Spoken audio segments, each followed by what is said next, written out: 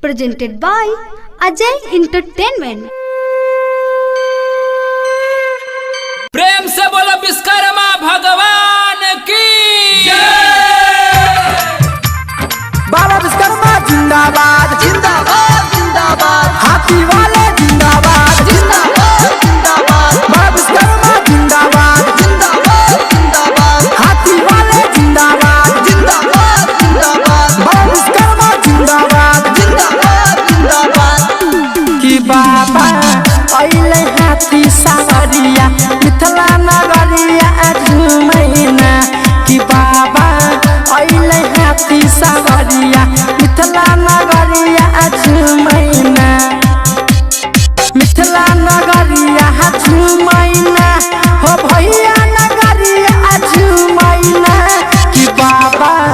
अइले हाथी सावरिया मिथिला नगरिया झुमैना की बाबा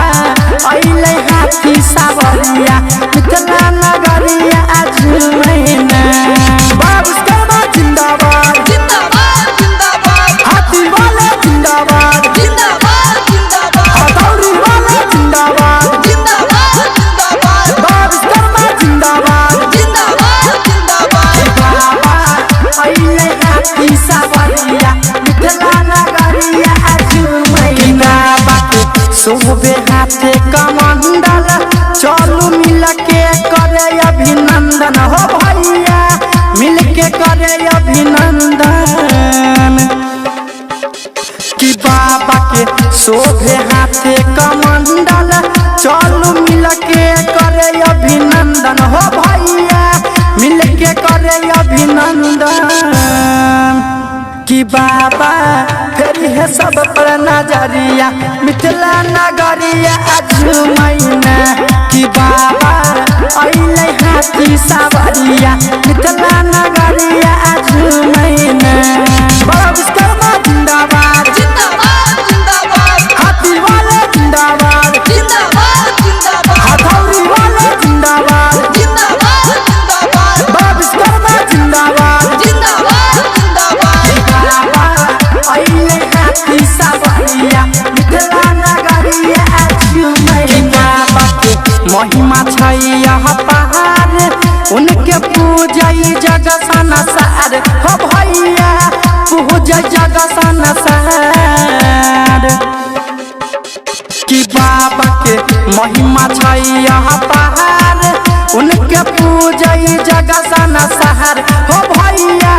पूजै जग संसार किडी के सोहनु गाबै भजनिया मिथिला नगरिया झुमैना कि बाबा अइले हाथी सावरिया मिथिला नगरिया झुमैना कि बाबा अइले हाथी सावरिया मिथिला नगरिया झुमैना कि बाबा अइले हाथी सावरिया मिथिला नगरिया झुमैना मिथिला नगरिया झुमैना हो भैया नगरिया झुमैना कि बाबा अइले हाथी सावरिया मिथिला नगरिया झुमैना कि बाबा अइले हाथी सावरिया मिथिला नगरिया झुमैना।